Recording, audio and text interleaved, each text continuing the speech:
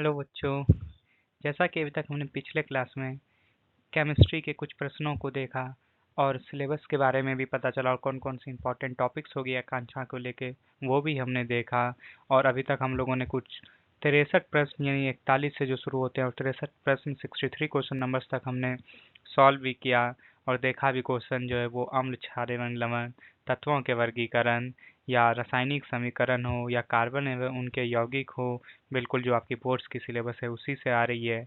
तो अपनी इस वीडियो में हम आगे प्रश्न को सॉल्व करेंगे। आज हम केमिस्ट्री के जो 40 प्रश्न हैं यानी कुल 80 नंबर तक हम इस वीडियो में प्रश्न को सॉल्व करेंगे और इसके साथ केमिस्ट्री की ये सेट खत्म हो जाएगी। फिर हम आपको अगले वीडियो में मैथमेटिक्स के कुछ प्रश्न के साथ मिलेंगे। तो शुरू करते हैं अपने पहले प्रश्न आज के दिन के। तो जो पहला प्रश्न हमसे पूछा गया है वो पूछा गया है कि जब हम आवर्त सारणी में बाएं से दाएं ओर जाते हैं, अगर आप आवर्त सारणी को ध्यान से देखें तो जिसमें 16 ग्रुप होती है जिन्हें हम समूह के नाम से जानते हैं और 7 पीरियड होती है जिन्हें हम आवर्त के नाम से जानते हैं। तो बाएं से दाएं जाने का मतलब है कि हम इस ओर चल रहे हैं ना। बिल्कुल। तो इसमें से कौन सी ट्रेंड जो हमें दी गई है, जो प्रवृत्ति हमें दी गई है, इनमें से कौन सी सही नहीं है, ये हमसे पूछी गई है। तो हम एक एक करके देखते हैं। तो पहली बोली गई है कि तत्व प्रकृति में कम धात्विक होते जाते हैं। तो आपको पता होगा कि जो पहले दो हैं वो एस ब्लॉक हैं जिसमें हमें धातु देखने को मिलते हैं, और जो हमें 13 से शुरू होकर 18 की ओर जाते हैं जो पी ब्लॉक हैं, जहाँ हमें अधातु मिलते जाएंगे, हेलोजन मिलते हैं, ऑक्सीजन मिलते हैं, नाइट्रोजन मिलते हैं। तो जब हम बाएं से दाएं ओर जाते हैं तो धात्विक प्रकृति घटती है और अधात्विक नॉन मेटेलिक कैरेक्टरिस्टिक बढ़ती है। तो ये जो बोला गया है कि तत्व प्रकृति में कम धात्विक होते जाते हैं, बिल्कुल सही बोला गया है। तो हमारे क्वेश्चन में पूछा है कि कौन सा कथन असत्य है यानी सही नहीं है, परंतु या तो सही है। फिर अगले देखते हैं कि संयोजक इलेक्ट्रॉन्स की संख्या में वृद्धि होती जाती है, जो वैलेंस इलेक्ट्रॉन्स है। तो अगर आप पहला ग्रुप में देखेंगे सोडियम या लिथियम तो उसके वैलेंस इलेक्ट्रॉन 1 होते हैं। मैग्नीशियम यानी ग्रुप 2 देखेंगे तो 2 होते हैं। एल्युमिनियम ग्रुप में देखेंगे तो वैलेंस इलेक्ट्रॉन 3 होते हैं। कार्बन में देखेंगे तो वैलेंस इलेक्ट्रॉन 4 होते हैं। फिर नाइट्रोजन में देखिएगा तो 3 होते हैं और साथ में 5 भी शो करते हैं फास्फोरस। तो जैसे हम बाएं से दाएं ओर जा रहे हैं तो हम देख सकते हैं कि वैलेंस इलेक्ट्रॉन भी जो है वो उसमें वृद्धि होती जा रही है, बढ़ती जा रही है। तो ये भी सही है। इसके अलावा हमें पता है कि जो धातु के ऑक्साइड होते हैं वो क्षारीय होते हैं और जो अधातु के ऑक्साइड होते हैं वो अम्लीय होते हैं। जैसा कि हम जानते हैं कि जब बाएं से दाएं जाते हैं तो अधात्विक जो है वो बढ़ती है और धात्विक घटती है। तो जो ऑक्साइड है वो अम्लीय होते जाएंगे, ये भी सही है। परंतु जो तीसरा ऑप्शन है कि परमाणु अपने इलेक्ट्रॉन अधिक आसानी से खोते हैं, तो आपको पता होगा कि धातु इलेक्ट्रॉन आसानी से देते हैं परंतु अधातु इलेक्ट्रॉन्स लेते हैं आसानी से, देंगे आसानी से नहीं। तो क्योंकि अधात्विक कैरेक्टरिस्टिक्स अधात्विक प्रकृति बढ़ती है, यहाँ पे नॉन मेटेलिक कैरेक्टरिस्टिक्स बढ़ती है, तो यहाँ पे इलेक्ट्रॉन आसानी से दी नहीं जाएगी, आसानी से ली जरूर जा सकती है। तो जो ये ऑप्शन है ये गलत दी गई है और यही हमारा सही ऑप्शन से दिए गए क्वेश्चन में। तो बढ़ते हैं हम अपनी अगली। जो अगली प्रश्न है हमारे पास उसमें बोला गया है कि तत्व एक्स, हमें पता नहीं वो एक्स कौन सी तत्व होगी, जिसका सूत्र है जब क्लोरीन के साथ रिएक्ट करता है तो XCl2 है। जो उच्च गलनांक वाला ठोस है, हमने बताया अगर वो उच्च गलनांक है और सॉलिड है मतलब धातु है। धातु की जो होती है वो गलनांक भी ऊंची होती है, क्वथनांक भी ऊंची होती है, बॉइलिंग पॉइंट और मेल्टिंग पॉइंट दोनों ही ऊंची होती है। तो एक्स संभवतः आवर्त सारणी में कौन से समूह में रहेगा। यहाँ पे समूह नहीं दिया गया है, यहाँ आपको धातु या अधातु के नाम ही दिए गए हैं क्वेश्चंस के, और जो क्वेश्चंस पूछे गए हैं और जो ऑप्शंस दिए गए हैं वो गलत दिए गए हैं। अगर यहाँ पूछा गया है कि कौन से समूह में रहेगा तो यहाँ ऑप्शंस में 1 2 3 4 होते तो हम बता सकते थे कि दूसरे समूह में या तीसरे समूह में, परंतु जब ऑप्शंस में हमें एक्स के एलिमेंट्स के नाम दिए हैं तब भी हम पता कर सकते हैं। हम देख सकते हैं कि क्लोरीन 2 है, अगर क्लोरीन 2 है तो क्लोरीन की वैलेंसी कितनी होती है, हमें पता है -1 है। अगर क्लोरीन -1 होती है और 2 क्लोरीन है मतलब जो इसके साथ धातु लगी होगी उस धातु की वैलेंसी कितनी होनी चाहिए, 2 होगी। आपको पता है कि ये जो है 2 इधर चल जाती है, 1 इधर चल जाती है, तब जाके ये क्लोरीन पे 2 आएगी। तो सोडियम जिसकी वैलेंसी +1 होती है जो NaCl कंपाउंड बनाता है, बिल्कुल भी ये ऑप्शन हमारा हो नहीं सकता। Sodium chloride. सिलिकॉन आपको पता होगा ये खुद ही नॉन मेटल है। और एल्यूमिनियम जिसकी वैलेंसी +3 होती है, ये भी नहीं हो सकती है। सिलिकॉन कार्बन फैमिली की है, प्लस 4 वैलेंसी होती है, ये भी नहीं हो सकती क्योंकि दोनों नन मेटल है। ये आपस में कैसे बंध बनाते हैं? सहसंयोजक बंध बनाते हैं। मैग्नीशियम जो ग्रुप 2 समूह दूसरे से बिलोंग करता है, इसकी वैलेंसी कितनी होती है? +2 होती है। तो +2 हमें देखने को मिल गई किसकी होती है। तो हम बोल सकते हैं अगर ये समूह होते तो ये दूसरे समूह में आते, और जो ऑप्शन है हमारा उसमें से कौन सी होगी? मैग्नीशियम होगी। बहुत आसान से क्वेश्चन है, अगर तत्वों के वर्गीकरण को अच्छे से आपने पढ़ा है तो बिल्कुल आसान से क्वेश्चन आपको नजर आ रही होगी। बढ़ते हैं हम अपने अगले प्रश्न में, जो कि है धातु एवं अधातु से इलेक्ट्रोलाइसिस। नाम सुना होगा आपने इलेक्ट्रोलाइसिस। बैटरी बनाने के काम में आप जब 11th 12 में जब आइएगा तो आपको एक चैप्टर देखने को मिलेगी इलेक्ट्रोकेमिस्ट्री ही, एक अलग से चैप्टर बन जाती है धातु और अधातु से टूट के, जहाँ पे हम इलेक्ट्रोकेमिस्ट्री, बैटरी कैसे बनते हैं, कैथोड एनोड, सारी चीज़ें को अच्छे से पढ़ते हैं। परंतु इस क्वेश्चन में हमसे पूछा गया कि इलेक्ट्रोलाइसिस क्या हो सकती है। अगर हम हिंदी में इस प्रश्न को देखें तो पूछा है कि इलेक्ट्रोलाइसिस हैं। अगर इलेक्ट्रोलाइसिस के बारे में बात करें तो वो अम्ल भी हो सकते हैं, क्योंकि इलेक्ट्रोलाइसिस क्या होते हैं? जब वो पानी में डिजॉल्व होते हैं, जब वो पानी में घुलते हैं तो इलेक्ट्रिसिटी, विद्युत के संचालित करते हैं, यानी कंडक्टर ऑफ इलेक्ट्रिसिटी हो जाते हैं। जब कब? पानी में वो डिजॉल्व होते हैं। तो जब अम्ल पानी में डिजॉल्व होते हैं तो H+ आयन बनते हैं। आपको पता होगा अगर कोई भी आ, तत्व इलेक्ट्रिसिटी तभी कंडक्ट करती है जब उसमें आयन का निर्माण हो रहा हो। अगर आयन होंगे तभी तो इलेक्ट्रिसिटी होगी, तभी तो इलेक्ट्रॉन्स होंगे, तभी तो आप देखेंगे कि विद्युत आपको बन रही है। क्योंकि विद्युत है क्या? इलेक्ट्रॉन के प्रवाह को ही तो हम लोग क्या कहते हैं? विद्युत कहते हैं ना। इलेक्ट्रॉन की प्रवाह की दर, या बोले तो charge, the rate of flow of charge is known as electricity. तो आवेश की प्रवाह की दर को हम लोग विद्युत धारा के नाम से जानते हैं। तो जब अम्ल को पानी में डिजॉल्व करते हैं तो एक H+ आयन का निर्माण करता है, जो कि इलेक्ट्रिसिटी कंडक्ट करने के लिए सक्षम है। अगर वही हम बेस की बात करें, क्षार की बात करें, तो वो OH-, तो ये भी आयन का निर्माण करता है, जो कि विद्युत के लिए बिल्कुल आप कह सकते हैं कि ये भी विद्युत को प्रवाह करने के लिए बिल्कुल सज्ज है। अगर हम लवण की बात करें तो उसमें एक केटायन होगी। अगर Na+ है तो केटायन हो गई, और साथ में Cl- एनायन होगी। तो यहाँ पे भी हमें 2 आयन देखने मिलेगी, एक केटायन मिलेगी, एक एनायन मिलेगी। तो ये भी विद्युत धारा को प्रवाह कर सकती है। इसीलिए हम कह सकते हैं कि इलेक्ट्रोलाइसिस जो है वो अम्ल भी हो सकते हैं, क्षार भी हो सकते हैं, और लवण भी हो सकते हैं, क्योंकि तीनों ही आयन का निर्माण करते हैं। जब भी तीनों पानी में घुलते हैं तो एक आयन का निर्माण करते हैं, और इलेक्ट्रिसिटी प्रवाह होने के लिए जरूरी है कि तत्व आयन का निर्माण जरूर करे। अगली क्वेश्चंस बिल्कुल बोर्ड्स में भी कई बार पूछी गई है और आपके लिए बिल्कुल आसान सी प्रश्न है। जो पदार्थ अम्ल और क्षार दोनों के रूप में कार्य करता है वो क्या कहलाता है? यानी पूछा गया है कि वो पदार्थ जो एसिडिक नेचर को भी शो करे, बेसिक नेचर को भी शो करे, उसे हम किस नाम से जानते हैं? एम्फोटेरिक कहते हैं ना। उभयधर्मी ऑक्साइड, जो एल्युमिनियम ऑक्साइड है वो कैसा ऑक्साइड है? उभयधर्मी ऑक्साइड है, क्योंकि उसमें अम्लीय गुण भी है, उसमें क्षारीय गुण भी है, दोनों की गुण मिलती है, जिस कारण से वैसे ऑक्साइड को हम उभयधर्मी ऑक्साइड्स के नाम से जानते हैं। तो हम उसे एम्फोथेरिक के नाम से जानते हैं, एम्फोथेरिक ऑक्साइड कहते हैं अगर वो ऑक्साइड बन रही है। तो दिए गए ऑप्शन में हमारा कौन सा ऑप्शन सही है? सी ऑप्शन, उभयधर्मी। बढ़ते हैं हम अपनी अगली स्लाइड्स की ओर।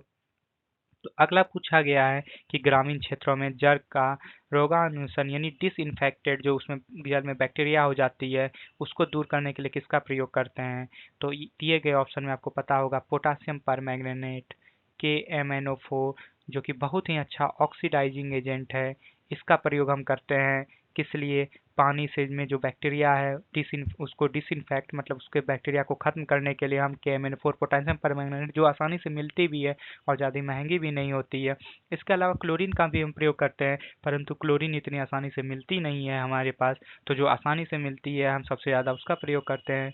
तो दिए गए ऑप्शन में जो हमारा ऑप्शन है वो है पोटेशियम परमैंगनेट, क्योंकि वो बहुत ही अच्छा ऑक्सीडाइजिंग एजेंट के रूप में काम करता है।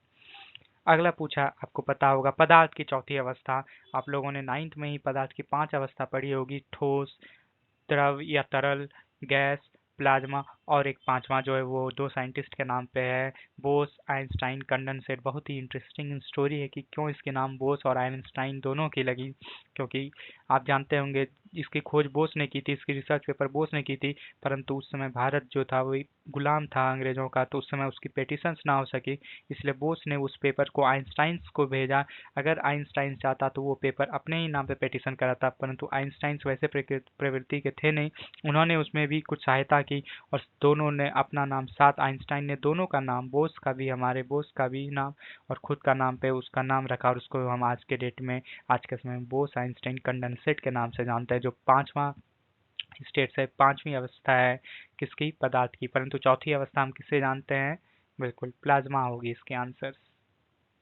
बढ़ते हैं हम अपनी अगली प्रश्न की ओर। हमारे सामने 70वां प्रश्न है, यानी 30वां प्रश्न देखने को मिल रहा है केमिस्ट्री से। बिल्कुल आसान सी क्वेश्चन है ये भी, अगर आपने पढ़ा होगा। पूछा है कि निम्न में से कौन सा ऊष्मा का सुचालक है परंतु विद्युत का कुचालक नहीं है। अगर आपको याद नहीं भी होगा, तो अगर आप एलिमिनेट करना जानते हैं तो एलिमिनेशन से आप आसान कर सकते हैं। जो एल्यूमिनियम और टाइटेनियम है, धातु है, ये इलेक्ट्रिसिटी और हीट यानी विद्युत और उष्मा दोनों के सुचालक होते हैं, तो ये ऐसे ही खत्म हो जाएगी। जो एस्बेटोस है, अगर आपको एस्बेटोस के बारे में जानकारी ना है तो बता दें कि एस्बेटोस ना ही विद्युत का सुचालक है, ना ही उष्मा का सुचालक है। परंतु जो अभ्रक है, जो मिक्का है, मिक्का का नाम आपने बहुत बार सुना होगा, सिलिकेट मटेरियल होती है ये, बायोटेट, इसके अलग अलग कैटेगरी हैं, बायोटेट है, फॉस्फोगेट है, आगे चल के आप पढ़िएगा। तो ये इंडस्ट्री में बहुत ही, जो इंडस्ट्री में होती है, इसका उपयोग बहुत ही अधिक मात्रा में होता है। क्यों? क्योंकि ये बहुत ही अच्छा इंसुलेटर है। इंसुलेटर कहने का मतलब है कि विद्युत को ये कभी भी सुचालित नहीं होने देता है अपनी ओर से, और उतना ही अच्छा इसकी कंबसन, थर्मल कंबसन रेट है। मतलब ये उष्मा को भी बहुत हद तक अवशोषित करता है, यानी उष्मा का बहुत अच्छा सुचालक है, परंतु विद्युत का ये कुचालक है। तो इसका ऑप्शन कौन सा होगा, अभ्रक यानी मिक्का। बढ़ते हैं हम अपनी अगले प्रश्न की ओर। पूछा है कि विद्युत अपघटन यानी इलेक्ट्रोलाइसिस के नियम को किसने प्रतिपादित किया है। अगर आपने इलेक्ट्रोलाइसिस के नियम को 10 तक पढ़ा है तब तो अच्छी बात है। अगर आपने नहीं पढ़ा है तो आप बिल्कुल इसको 12 में जब इलेक्ट्रोकेमिस्ट्री पढ़िएगा तो वहाँ उस साइंटिस्ट का नाम भी पढ़िएगा जिसने इसे किया है, उसके 2 नियम को भी पढ़िएगा। तो जो साइंटिस्ट है उसको हम कहते हैं फैराडे, जिसे हम नाम से जानते हैं फैराडे लॉ ऑफ इलेक्ट्रोलाइसिस, यानी फैराडे का विद्युत अपघटन के नियम या कानून। तो उन्होंने उसमें, अगर आप हम आपको शॉर्ट डिटेल्स में बता दें तो उन्होंने एम को क्यू के डायरेक्टली प्रोपोर्शनल्स बोला है पहले नियम में। मतलब जितना ज़्यादा मास होगा, जितना ही ज़्यादा अमाउंट ऑफ मास होगा सब्सटेंस का, विद्युत चार्ज भी उतना ही पैदा होगा वहाँ पे।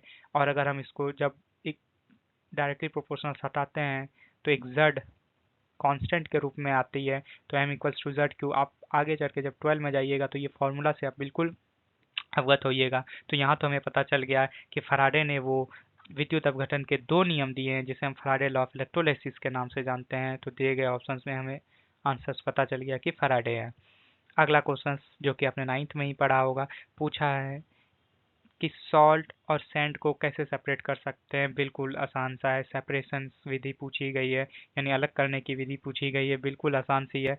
अगर हम सॉल्ट और नमक को पानी में मिला दें तो आपको पता होगा कि पानी, नमक तो पूरी तरह से घुलनशील हो जाएगी, परंतु जो सैंड है, जो बालू है, वो कभी भी पानी में घुलता नहीं है। उसके बाद अगर हम फिल्टर पेपर का प्रयोग करेंगे तो जो बालू है वो अलग हो जाएगी, पानी और नमक जो है वो घुल के अलग हो जाएंगे। फिर हम इवापोरेशंस करेंगे। इवापोरेशंस विधि से आपको पता है कि जल से नमक को अलग किया जाता है, समुद्र से जैसे नमक निकालते हैं वो इवापोरेशन की विधि से निकालते हैं। हालांकि अब हम रिवर्स ऑस्मोसिस का भी प्रयोग करते हैं। आरओ वो कहते हैं, जो आज के डेट में आप कैंट आरओ को प्रयोग करते हैं, घर में लगाते हैं, रिवर्स ऑस्मोसिस उसका भी प्रयोग करते हैं। परंतु पहले के ज़माने में इवापोरेशंस की विधि से हम पानी से नमक को अलग करते थे। तो दिए गए ऑप्शंस में हम कह सकते हैं कि हम जल में घोल के बालू तथा नमक के मिश्रण को अलग कर सकते हैं। अगला पूछा गया है कि निम्न में से कौन सा ऊर्ध्वपातन का गुणधर्म सब्लिमेशन कौन सा करता है। तो दिए गए ऑप्शंस में बिल्कुल 9th की ये क्वेश्चंस है, 9th की भी कुछ क्वेश्चंस देखने मिल रही है हमें। तो आपको पता होगा जो कपूर है, जो कैम्फर होता है, या जो फेनोप्थलीन बॉल होती है, जो उजली उजली बॉल आपने अपने अलमीरा के अंदर देखी होगी ताकि कॉकरोच ना आए, या आपने बेसिन्स पे देखी होंगी, वो कभी भी सॉलिड से लिक्विड पानी में नहीं बदलती। या कैम्फर कभी आपने जलाया होगा आरती पूजा थाली में, तो कभी वो सॉलिड से लिक्विड नहीं बदलती, वो डायरेक्ट गैस के रूप में उड़ जाती है। और सब्लिमेशन क्या कहता है, जो ठोस अवस्था से डायरेक्ट गैस की अवस्था में बदल दी जाए, वैसे उसी को हम क्या कहते हैं, सब्लिमेशन कहते हैं। तो दिए गए ऑप्शन में कैम्फर यानी कपूर जो है वो बिल्कुल क्या करता हुआ नजर आता है, सब्लिमेशन करता हुआ नजर आता है ना। तो बढ़ते हैं हम अपने अगले प्रश्न में। बिल्कुल आप देख सकते हैं कि कितनी जल्दी जल्दी हम इस प्रश्नों को कर रहे हैं, कितना आसान हो रहा है। अगर अपनी तैयारी अच्छे से की है, 10th की बोर्ड की तैयारी अगर आपने अच्छे से की है, तो ये जो आपको क्वेश्चन देखने मिल रहे हैं बिल्कुल आसान देखने को मिल रहे हैं ना। तो बढ़ते हैं हम अपने अगले प्रश्न में। पूछिए कि सबसे हल्की धातु। अरे अगर आपको पता होगी एटॉमिक मास के बारे में, परमाणु भार के बारे में, तो जैसे जैसे हम नीचे की ओर जाते हैं समूह में तो परमाणु भार बढ़ेगी, या हम आवर्त की ओर भी जाएंगे तो परमाणु भार पहले से तो ज़्यादा होगी, यानी अगर परमाणु संख्या बढ़ती है तो परमाणु भार बढ़ती है, ये तो हमें पता ही है। मरकरी जो है ये लिक्विड होती है रूम टेम्परेचर में और भारी होती है। सिल्वर और लीड की बात करें तो इसकी भी डेंसिटी जो है लिथियम के कंपेयर में बिल्कुल भारी होती है। लिथियम जो 3 परमाणु संख्या होती है, 7 AMU उसकी परमाणु भार होती है, या ग्राम में बात करें तो 0.59 कुछ आएगी। एग्जैक्ट नंबर हमें भी याद नहीं होती है, क्योंकि इसकी कुछ कैलकुलेशंस होती है, कुछ साइंटिफिक लेबोरेटरी में इसकी कैलकुलेशंस की जाएगी तो एग्जैक्ट निकल पाएगी। परंतु हमें पीरियोडिक टेबल्स की रूल से पता है कि अगर इसकी एटॉमिक नंबर कम है तो एटॉमिक मास तो कम होगी, अगर परमाणु भार कम है तो वो तो हल्की होगी ही ना होगी। तो दिए गए ऑप्शंस में हम कह सकते हैं कि लिथियम जो है वो सबसे लाइटेस्ट मेटल है यहाँ पे, बाकी सारे इससे तो जरूर ज़्यादा भारी होंगे। अगला पूछा है कि एल्यूमिनियम का सबसे महत्वपूर्ण अयस्क। आपको ओर के बारे में हमने पहले बोला कि मेटलर्जी भी इंपॉर्टेंट है, जो धातु एवं अधातु से आती है, तो पूछ ली गई। ये आपने ज्योग्राफी में भी पढ़ा होगा 10th में। तो पूछा है कि एल्यूमिनियम का महत्वपूर्ण अयस्क क्या है, the important ore of aluminium क्या है। तो आपको पता है कि जो बॉक्साइट है वो किसकी ओर है, एल्यूमिनियम की ओर है ना। बिल्कुल, एल्यूमिनियम ऑक्साइड से हम बॉक्साइट से हम एल्यूमिनियम को निकालते हैं। तो दिए गए ऑप्शंस में कौन सा हमारा ऑप्शंस होगा, पहला ही ऑप्शंस बॉक्साइट। अगर हम बात करें कैलामाइन की तो कैलामाइन जो है वो जिंक की ओर होती है। अगर हम बात करें कैल्साइट की तो कैल्साइट कैल्शियम कार्बोनेट, यानी हम इससे कैल्शियम को अलग कर सकते हैं। अगर हम गैलेना की बात करें PbS, यानी इससे हम लीड को अलग कर सकते हैं, जो लीड की ये ओर होती है। तो ये आपको कुछ ओर्स भी आपको याद होने चाहिए, ये सारी चीज़ें अगर आपको याद है तो बिल्कुल जो आपसे मेटलर्जी से क्वेश्चन पूछी जाएगी वो बिल्कुल ही आसान से पूछी जाएगी। अगली क्वेश्चन है the gas use to extinguish fire. आपको पता होगी वो कौन सी गैस है जिसका प्रयोग करके हम आग बुझाते हैं। तो ऑक्सीजन वो गैस है जो आग को जलाने के लिए यूज की जाती है। अगर आप मोमबत्ती जला रहे हैं और उसको ढक दीजिएगा तो बुझ जाएगी, क्यों? क्योंकि आपने ऑक्सीजन का प्रवाह रोक दिया। बिल्कुल उसके विपरीत अगर हम कार्बन डाइऑक्साइड का प्रयोग करेंगे तो जो आग जल रही है वो आग क्या होगी, बुझ जाएगी। आपने लेबोरेटरी में जब कंफर्मेटरी ऑफ गैसेस अगर किया होगा तो जो हाइड्रोजन गैस है, अगर उसके पास माचिस ले जाइएगा, हाइड्रोजन जो आग पकड़ती है, पप साउंड आती है। तो आप कार्बन डाइऑक्साइड की कंफर्मेटरी कैसे करते हैं, कार्बन डाइऑक्साइड की कंफर्मेटरी करते हैं जब हम माचिस की तीली को जला के ले जाते हैं तो वो उसे बुझा देती है। और अगर हम नाइट्रोजन डाइऑक्साइड की बात करें तो उसकी भी कंफर्मेटरी क्या करते हैं, तो ब्राउन वेपर होती है जब हम नाइट्रिक एसिड में जिंक का प्रयोग करते हैं। और जब हमें जिंक का प्रयोग करते हैं तो आप देखिएगा कि हीट अचानक से अगर आप थर्मामीटर दीजिएगा तो 110 115 डिग्री चलेगी और जो गैस निकलेगी वो ब्राउन वेपर होगी। तो वो कौन सी गैस होती है, NO2 गैस होती है। और अपवाद में वो गैस है कि वो जब मेटल के साथ रिएक्ट करती है तो हाइड्रोजन गैस ना निकाल के NO2 गैस निकालती है, क्योंकि वो और नाइट्रिक एसिड जो बहुत अच्छा ऑक्सीडाइजिंग एजेंट होता है, तो और उसको ऑक्सीडाइज करके हाइड्रोजन को पानी के रूप में कर देता है। और जो NO है वो NO2 नाइट्रोजन डाइऑक्साइड के रूप में हमें बाहर देखने को मिलती है। अगर आप N2O आप NO2 जानिए, N2O आप नहीं लिखिएगा। N2O जो है डाई नाइट्रोजन ऑक्साइड, उन्हें हम लाफिंग गैस कहते हैं। N2O नहीं निकलती है, NO2 निकलती है, इस बात को आप ध्यान रखिएगा। बढ़ते हम अपनी अगली प्रश्न में। पूछा है इसमें हमसे कि निम्नलिखित में से कौन सा रेडियो निष्क्रिय है, यानी रेडियो एक्टिव नहीं है। तो अगर आप देखिएगा इस क्वेश्चन को ध्यान से, अगर आप देखिएगा तो आपसे पूछा गया यूरेनियम। यूरेनियम का हम प्रयोग कहाँ करते हैं, बिल्कुल बहुत ही अच्छे रेडियो एक्टिव एलिमेंट्स के रूप में जानते हैं हम इसे, atomic bomb, nuclear power plant. Thorium के बारे में बता दें कि इंडिया में बहुत ज़्यादा थोरियम है, परंतु हम थोरियम को कंट्रोल करना भी नहीं जानते हैं, जिस कारण से हम न्यूक्लियर पावर प्लांट थोरियम से नहीं चला पाएंगे। अगर भविष्य में हमने थोरियम को कंट्रोल करना, उसके न्यूक्लियर चेन को कंट्रोल करना सीख गया तो शायद भविष्य में जो इलेक्ट्रिसिटी है वो हमारे पास बहुत ही ज़्यादा मात्रा में होगी, इतनी ज़्यादा मात्रा में होगी कि हम बहुत सारे देशों को इलेक्ट्रिसिटी दे सकेंगे और उनसे हम जो है अपनी इकोनॉमी सुधार सकते हैं। इसलिए साइंस की जो अभी रिसर्च चल रही है वो किसके ऊपर चल रही है, थोरियम को हम कैसे कंट्रोल करें। थोरियम को अगर हम कंट्रोल कर लें तो उससे हम न्यूक्लियर पावर प्लांट बना के हम इलेक्ट्रिसिटी जो न्यूक्लियर पावर एनर्जी है उसको हम अच्छे तरह से उपयोग कर पाएंगे। अगला जो ऑप्शन दिया गया है हमारे पास वो है तो प्लूटोनियम। प्लूटोनियम कैसा है आपको पता होना चाहिए। प्लूटोनियम एक मैन मेड एलिमेंट्स है, मैन मेड है, जिसे हम न्यूक्लियर पावर प्लांट में प्रयोग करते हैं। और ये भी क्या होती है, रेडियो निष्क्रिय गैस होती है। जो लास्ट ऑप्शन दी गई जिरकोनियम, जिसकी परमाणु संख्या कितनी होती है, 40 होती है। और अगर आप वाई जडार आपने इसका पढ़ा होगा, जो इसकी सिंबल्स है वो Zr है। और आपको पता होगा जितनी भी रेडियो निष्क्रिय गैस हैं, रेडियो एक्टिव गैसें हैं, उसकी परमाणु संख्या 80 से ज़्यादा होने के बाद आती है, परंतु ये 80 से कम होती है, जिस कारण ये कोई भी रेडियो एक्टिविटी शो नहीं करती है, ये रेडियो निष्क्रिय नहीं होती है। तो दिए गए ऑप्शंस में हम कह सकते हैं कि जो जिरकोनियम है, एकमात्र वो तत्व दिया गया है चारों ऑप्शंस में से जो रेडियो एक्टिव नहीं है, जो रेडियो निष्क्रिय नहीं होती है। अब हमने अभी तक 37 क्वेश्चन देख लिया। अब हमारे पास बस इस वीडियो में और आज के वीडियो में 3 प्रश्न होंगे और आपने देखा कि कितनी आसानी से हम क्वेश्चंस को बना रहे हैं। अगर आपको कॉन्सेप्ट्स क्लियर है, अगर आपने थियरी अच्छी से पढ़ी है, अगर आपने प्रिपरेशंस अच्छी से की है, तो ये हमारे लिए आकांक्षा की पेपर बिल्कुल भी टफ होने वाली नहीं होती है। तो जो अगला प्रश्न पूछा है कि नाइट्राइड बनाने वाले सामान्य ताप पे निम्न में से कौन सी धातु नाइट्रोजन के साथ अभिक्रिया करती है।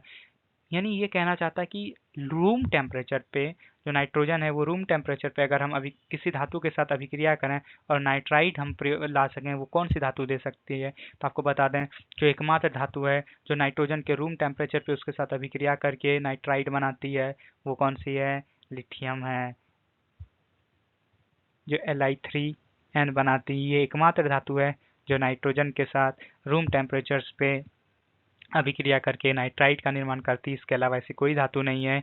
मैग्नीशियम बनाती तो है नाइट्राइड, परंतु वो रूम टेम्परेचर पे नहीं बनाती, वो उच्च क्वथनांक पे बनाती है, हाई टेम्परेचर से जाएगी तब जाके उसकी नाइट्राइड बनेगी। तो दिए गए ऑप्शंस में से एक भी ऐसी ऑप्शंस नहीं है जो हमें नाइट्रोजन के साथ रूम टेम्परेचर पे अभिक्रिया करके नाइट्राइड का निर्माण करके दे।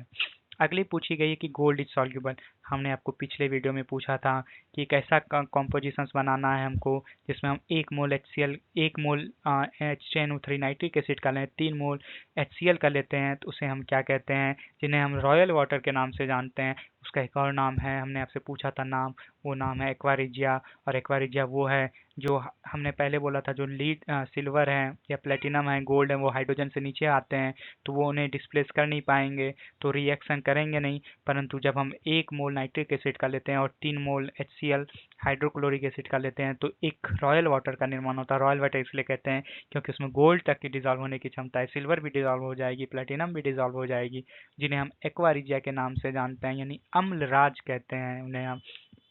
अम्लों का राजा ही तो कहेंगे, जो गोल्ड और सिल्वर जैसे एलिमेंट्स जो तत्व को भी घुलनशील कर रहे हैं, जिसके साथ अभिक्रिया करते हैं। तो गोल्ड ना ही हाइड्रोक्लोरिक एसिड में सॉल्यूबल है, ना ही नाइट्रिक एसिड में सॉल्यूबल है। ये इस दोनों के 1:3 मिक्सचर्स जो कि एक्वा रिजिया का निर्माण करेंगे, अम्ल राज का निर्माण करेंगे, उसमें सॉल्यूबल है। अगर आपने केमिस्ट्री लैब, अगर आपके स्कूल में केमिस्ट्री लैब होगी तो बिल्कुल ये ज़रूर आपको देखने को मिलेगी, ये आपको ज़रूर करनी चाहिए। आप करिए, एक्सपेरिमेंट्स करिए, जितना आप एक्सपेरिमेंट करिएगा आपको पता है फिजिक्स केमिस्ट्री ये सारी चीज़ें क्या है, प्रयोग प्रयोगशाला में किए जाने वाली चीज़ें हैं। जितना आप प्रयोगशाला कीजिएगा, थियरी से जितना ज़्यादा प्रैक्टिकल कीजिएगा, आपकी चीज़ें उतनी ही अच्छी आपको याद होंगी। अगर आपने थियरी से याद किया है तो शायद आप कभी भूल भी जाएं, परंतु अपने प्रयोगशाला में किया है, प्रैक्टिकल में, लैब में अपने खुद से किया है, तो आपके लिए बहुत ही आसानी से आपको हमेशा ज़िंदगी में याद रहेगी। तो बढ़ते हैं हम अपने आज की इस वीडियो के और इस केमिस्ट्री के इस सेट के सबसे आखिरी प्रश्न की ओर, जो हमारे सामने आई है। पूछा है कि मोस्ट एक्टिव हैलोजन क्या है। तो जो आपको ट्रेंड है रिएक्टिविटी की, एक्टिव की यानी सक्रिय की, वो ये है कि जब आप डाउन दी ग्रुप जाते हैं, जब आप समूह में नीचे की ओर जाते हैं, तो जो एक्टिवनेस होती है वो घटती जाती है। तो आपको पता होगा कि फ्लोरीन है, फ्लोरीन के नीचे क्लोरीन है, क्लोरीन के नीचे ब्रोमीन है, ब्रोमीन के नीचे आयोडीन है। तो जब समूह में नीचे जाते हैं तो सक्रियशीलता जो है वो, एक्टिवनेस जो है हेलोजेंस की नहीं या किसी तत्व की, वो घटती है, जो ट्रेंड कहती है। तो सबसे ज़्यादा कौन सी होगी, फ्लोरीन होगी ना।